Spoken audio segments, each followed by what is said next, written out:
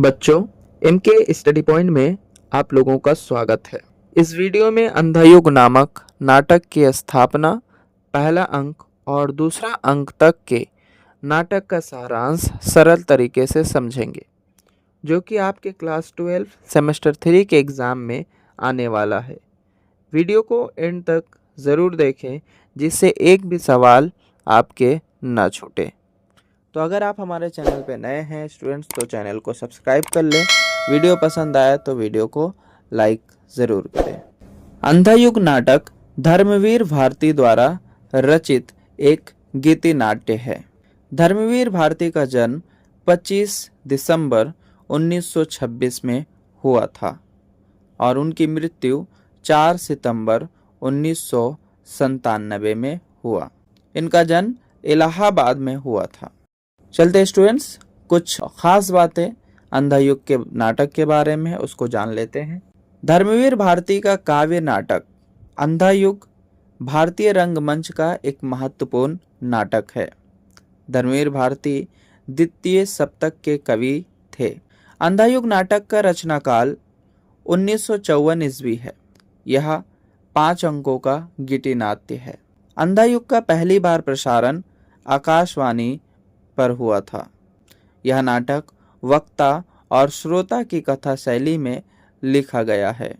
इस नाटक में सशक्त बिंब, योजना और मुक्त छंदों की प्रधानता है। इस नाटक में महाभारत के 18वें दिन की संध्या से लेकर प्रभास तीर्थ में कृष्ण की मृत्यु के क्षण तक का वर्णन है। नाटक में धर्मवीर भारती जी ने पौराणिक कथा के माध्यम से आधुनिक भावबोध का रूपांतरण किया है। आज के समय के जो भाव हैं उनको दर्शाया है। आज के विघटित मानव मूल्यों की समस्याओं को नाटक में प्रमुखता से स्थान दिया है। अर्थात कि आज जो मानव मूल्य खत्म हो रहे हैं, नष्ट हो रहे हैं, उन चीज़ों को दर्शाया है। नाटककार ने युद्ध की समस्या और उसके विध्वंसकारी परिणाम के बारे में बताया है। भाई भतीजावाद, धर्म अधर्म, आदर्श और यथार्थ आदि जीवन सत्यों को दर्शाया है।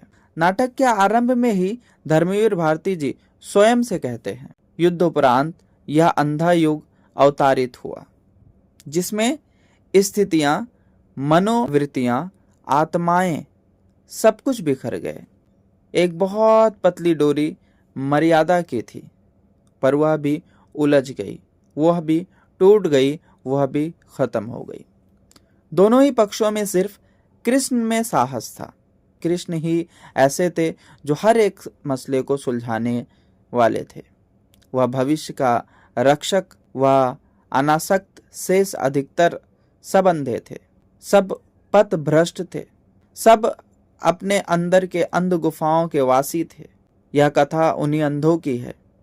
यह कथा ज्योति की है, अंधों के माध्यम से, अर्थात अंधों के माध्यम से ज्योति या उजाले की तरफ दर्शाता है, ज्ञान की तरफ दर्शाता है।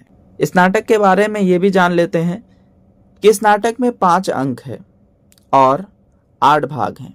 पहला भाग स्थापना, प्रथम अंक जिसको कौरव नगरी भी कहते हैं, दूसरा अंक है पशु का उदय, तीसरा अंक है अश्वस्थामा का अर्ध सत्य, अंतराल है पंख, पहिया और पट्टियां, चौथा अंक है गंधारी का शाप, पंचम अंक है विजय एक क्रमिक आत्महत्या, समापन है प्रभु की मृत्यु।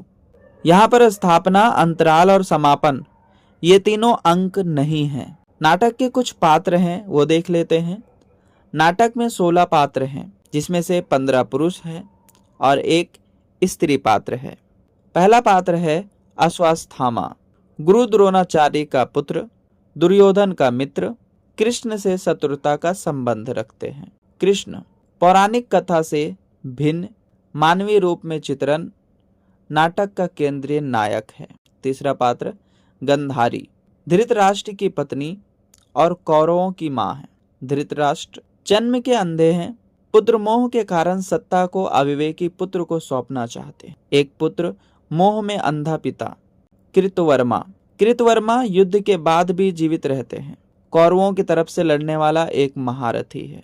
संजय व्यास द्वारा दिव्य दृष्टि प्राप्त करके महाभारत युद्ध का आंखों देखा वृतांत धृतराष्ट्र को सुनाते हैं।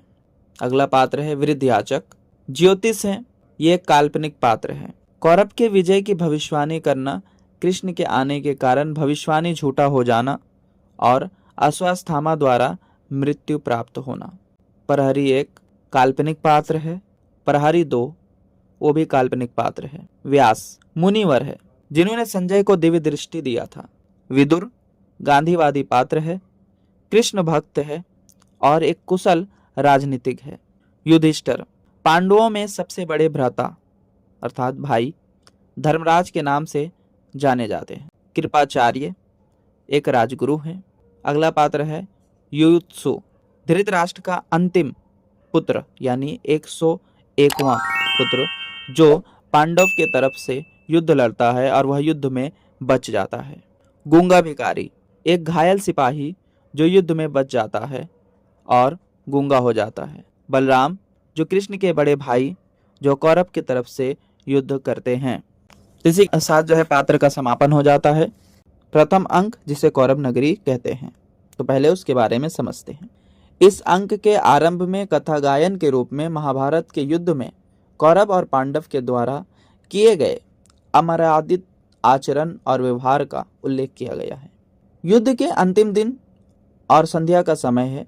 2 प्रहरी कौरव के महलों में घूमते हुए राज्यनाश और कुलनाश का बोध करते हुए बातचीत कर रहे हैं। अचानक इन्हें कुरुक्षेत्र की दिशा में असंख्य उड़ते हुए गिद्धों का समूह दिखाई देता है, जो कि पहले तो उनके तरफ आ रहा होता है और फिर कुछ देर बाद ही वो सारे कुरुक्षेत्र की तरफ घूम जाते हैं, जहां पर महाभारत का युद्ध हो रहा था, जो अपशकुन सूचक का प्रतीक होता है।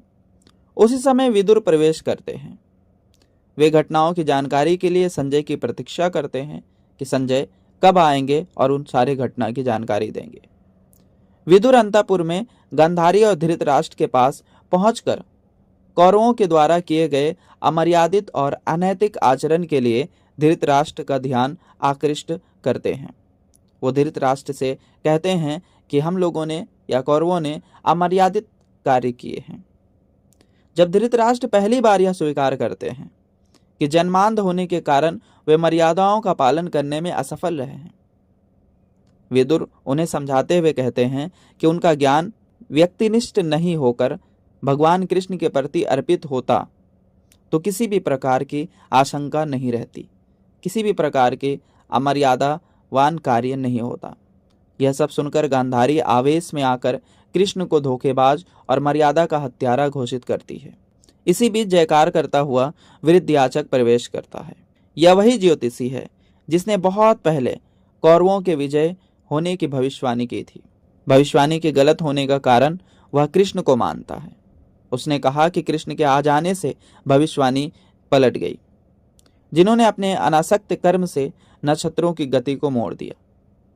इस अंक के अंत में दोनों प्रहरी के कथा गायन में कौरव नगरी के सुनेपन को दर्शाया गया है। दूसरा अंक जिसे पशु का उदय कहते हैं। इस अंक में संजय कृतवर्मा को अर्जुन द्वारा किए गए कौरवों के विनाश का समाचार सुनाता है। संजय कृतवर्मा को भीम के साथ हुए गदा युद्ध में दुर्योधन के घायल होने की सूचना देता है। उसी समय टूटे हुए धनुष को लेकर अश्वत्थामा प्रवेश करता है। वह पांडव द्वारा छल पूर्वक किए गए पिता द्रोणाचार्य के वध से विक्षुब्ध होने के कारण पांडव के वध की प्रतिज्ञा करता है। तभी वन मार्ग से आता हुआ संजय दिखाई पड़ता है और वह उसका गला दबोच देता है। तभी कृपाचार्य और कृतवर्मा लपक कर संजय को अश्वत्थामा से मुक्त कराते हैं। इसी समय अश्वत्थामा को कौरव नगरी से लौटता हुआ भविष्य वक्ता याचक दिखाई पड़ता है, जिसका अश्वत्थामा तत्काल वध कर देता है, जिसका अश्वत्थामा उसी समय मृत्यु दे देता है, उसी समय उसे मार देता है। अश्वत्थामा और कृतवर्मा को सोने का आदेश देकर कृपाचार्य स्वयं पहरा देने लगते हैं और इसी के साथ दूसरा अंक भी खत्म हो जाता है। ओके बच्चों, तो आप लोगों का यहीं तक आने वाला है और उम्मीद करते हैं कि आप लोगों को अच्छे से समझ में आया होगा और ये एक सारांश से बहुत ही सरल तरीके से समझाया गया है, जिसे आप सुनकर इसको समझकर अपने एग्ज़ाम्स को अच्छे से दे सकते हैं। धन्यवाद।